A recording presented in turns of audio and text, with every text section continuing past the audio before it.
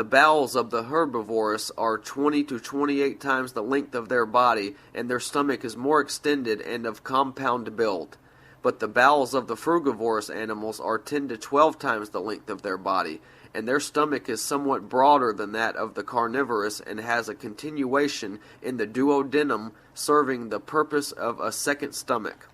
This is exactly the formation we find in human beings, though anatomy says that the human bowels are 3 to 5 times the length of their body, making a mistake by measuring the body from the crown to the soles, instead of from mouth to the anus.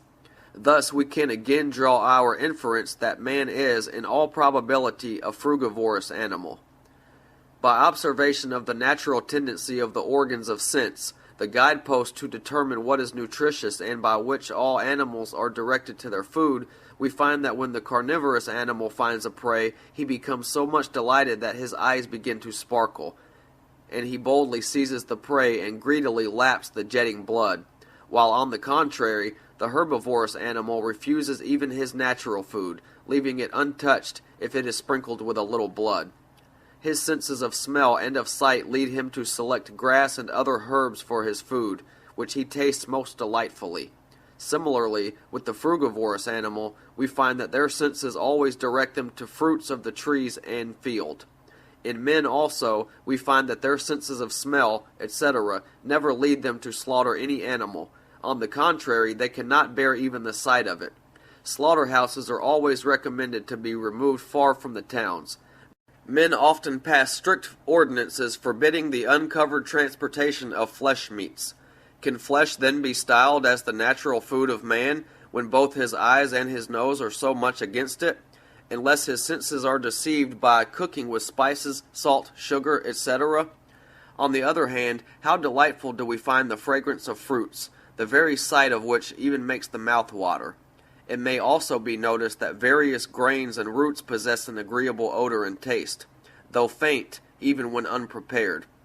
Thus again, we are led to infer from these observations that man was decidedly intended to be a frugivorous animal.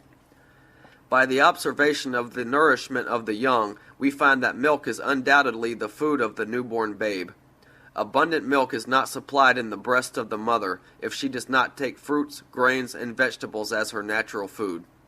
Hence, from these observations, the only conclusion that can reasonably be drawn is that various grains, fruits, roots, and for beverage, milk, and pure water openly exposed to air and sun are decidedly the best natural food for man.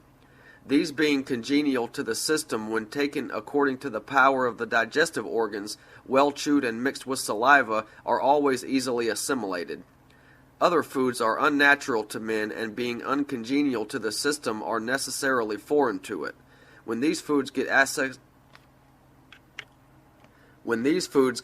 to the stomach, they are not properly assimilated. Mixed with the blood, they accumulate in the excretory and other organs not properly adapted to them. When they cannot find their way out, they subside in tissue crevices by the law of gravitation, and being fermented produce diseases, mental and physical, and ultimately lead to premature death. Experiment also proves that the non-irritant diet natural to the vegetarian is, almost without exception, admirably suited to children's development, both physical and mental. Their mind, understanding, will, the principal faculties, temper, and general disposition are also properly developed. We find that when extraordinary means such as excessive fasting, scourging, or monastic confinement are resorted to for the purpose of suppressing the sexual passions, these means seldom produce the desired effect. Experiment shows, however, that the man can easily overcome these passions, the arch enemy of morality, by natural living on a non-irritant diet, above referred to.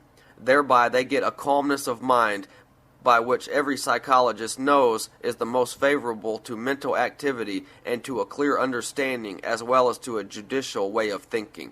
Something more should be said here about the natural instinct of propagation, which is, next to the instinct of self-preservation, the strongest in the animal body.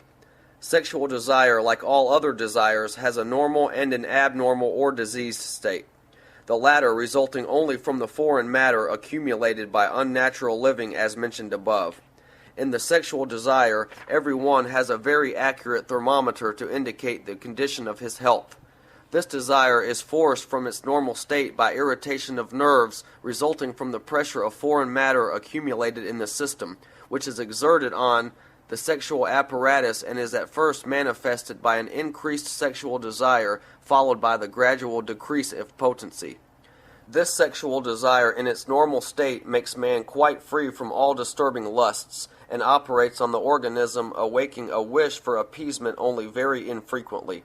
Here again, experiment shows that this desire, like all other desires, is always normal in individuals who lead a natural life as mentioned. The sexual organ, the junction of important nerve extremities, particularly of the sympathetic and the spinal nerves, which are the principal nerves of the abdomen, which, through their connection with the brain, are capable of enlivening the whole system, is in a sense the root of the tree of life. Man, well instructed in the proper use of sex, can keep his body and mind in proper health and can live a pleasant life throughout. The practical teachings of sexual health cannot be taught because the public regards the subject as unclean and indecent. Thus blinded, mankind presumes to clothe nature in a veil because she seems to them impure, forgetting that she is always clean and that everything impure and improper lies in man's ideas, and not in nature herself. It is clear, therefore, that man, not knowing the proper use of the sexual organ and being compelled to wrong practices by the nervous irritation resulting from unnatural living, suffers troublesome diseases in life and ultimately becomes a victim of premature death.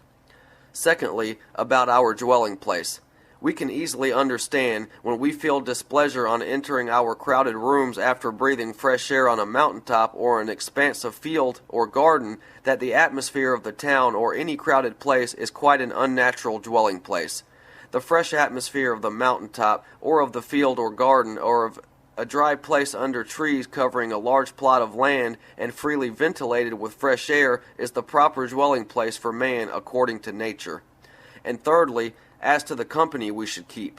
Here also, if we listen to the dictates of our conscience and consult our natural liking, we will at first find that we favor those persons whose magnetism affects us harmoniously, who cool our system, internally invigorate our vitality, develop our natural love, and thus relieve us of our miseries, and administer peace to us. This is to say, we should be in the company of the Sat, or Savior, and should avoid that of the Asat, as described before. By keeping the company of the Sat, or Savior, we are enabled to enjoy perfect health, physical and mental, and our life is prolonged.